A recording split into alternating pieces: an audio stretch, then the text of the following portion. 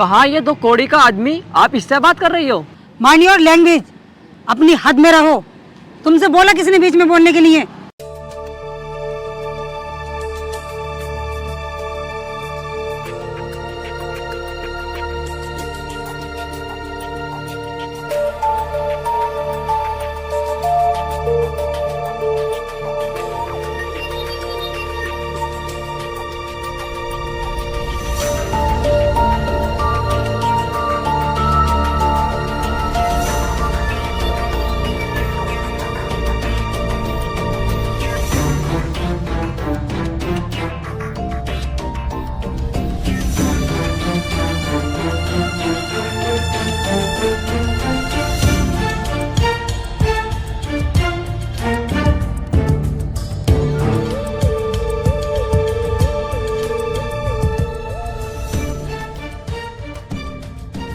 क्या तरीका है तुम्हारा?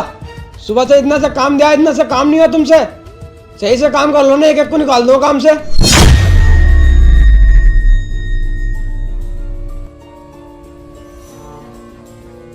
अरे मालिक।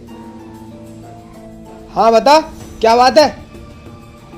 मालिक 8 दिन के पैसे हो गए, दाढ़ी दे दो ना पूरी अब। अबे चल, पैसे उसे नहीं है, महीने पे मिलेंगे पैसे। अरे मालिक 8 दिन हो गए, घर में एक भी रुपया नहीं है, खाने को भी नहीं है, दे दो ना पैसे। अबे तुझसे कहा ना महीने में मिलेंगे पैसे, पैसे तो नहीं है मेरे पास। अरे सर, और ये आदमी कौन है जो सर की बेइज्जती कर रहा है?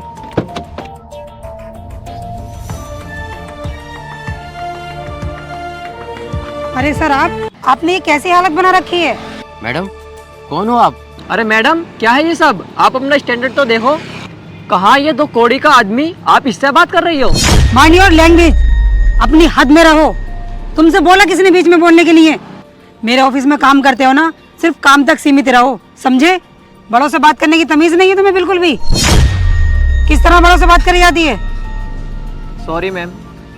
सर, आप मुझे अभी तक पहचान नहीं पाए। मैं रिया, आपने मुझे 4 साल ट्यूशन पढ़ाई है, याद करो सर।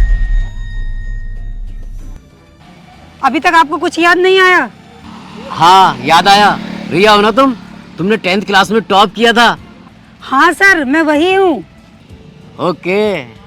और हाँ सर, आज आपकी वजह से मैं रामपुर की सबसे बड़ी कंपनी में मैनेजर की पोस्ट पे हूँ। और हाँ सर, मैं पढ़ाई में कितनी वीक थी, और मेरे पेरेंट्स के पास तो इतने पैसे भी नहीं थे कि वो मुझे पढ़ा लिखा के कुछ काबिल बना सकें। आपने मेरी घर की मजबूरी देखकर मुझे बिना पैसों के आपने 4 साल ट्यूशन पढ़ाया है। सर, आपकी वजह से मैं आज इतनी अच्छी पोस्ट पर हूँ, और आप नहीं होते तो इतने अच्छे मुकाम पर मैं कभी नहीं पहुँचती। Thank you sir, thank you so much. अरे कोई बात नहीं, ये तो अपनी अपनी किस्मत है। मैंने तुम्हें पढ़ाया ज़रूर, लेकिन इस मुकाम तक पहुँचने के लिए जो मेहनत हुई ना, उसमें सिर्फ तुम्हारा हाथ है। और हाँ, आज मुझे बड़ी खुशी हुई कि मेरे पढ़ाए हुए बच्चे आज इस मुकाम तक पहुँच गए। गुरु का काम तो सिर्फ शिक्षा देना होता है, और उसको महत्व देना ये तो शिष्य का काम होता है। आपने इतनी मेहनत की, उसमें मेरा ही योगदान नहीं है, उसमें आपकी मेहनत का योगदान है जो आप इस मुकाम तक पहुँची हो।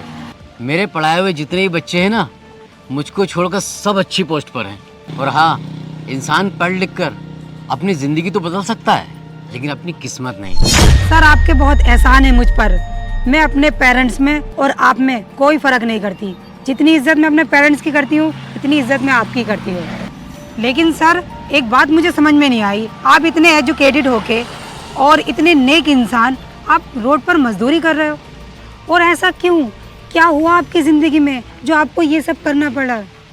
तुम्हें तो मालूम ही है, जब मैं 2 साल का था तो मेरी माँ मुझे छोड़कर चली गई। मेरे पापा ने ही मुझे पढ़ाया लिखाया और इस काबिल बनाया कि मैंने तुम जैसे बच्चों को शिक्षा दी। आज से 2 साल पहले मेरे पापा की दोनों किडनियाँ फेल हो गई। डॉक्टर ने मुझसे 50 लाख रुपए मांगे। मैंने सारी ज़मीन बेच दी, अपना मकान बेच दिया, सारे रिश्तेदारों से पैसे मांगे, किसी रिश्तेदार ने मुझे पैसे नहीं दिए।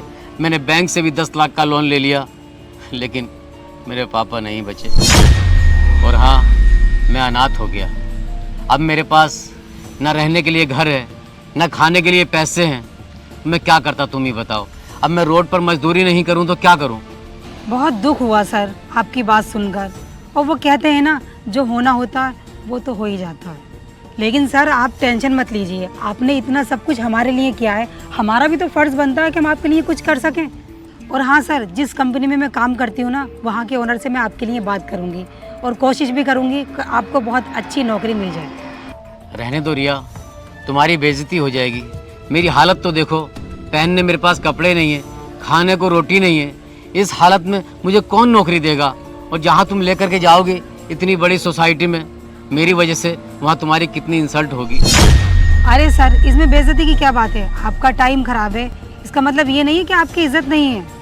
मेरी नज़र में आपकी बहुत इज़्ज़त थी, है और हमेशा रहेगी। और रही बात जॉब की, मैं आपकी जॉब 100% लगवाऊंगी, चाहे इसके लिए मुझे कितनी ही मेहनत क्यों नहीं करने पड़े।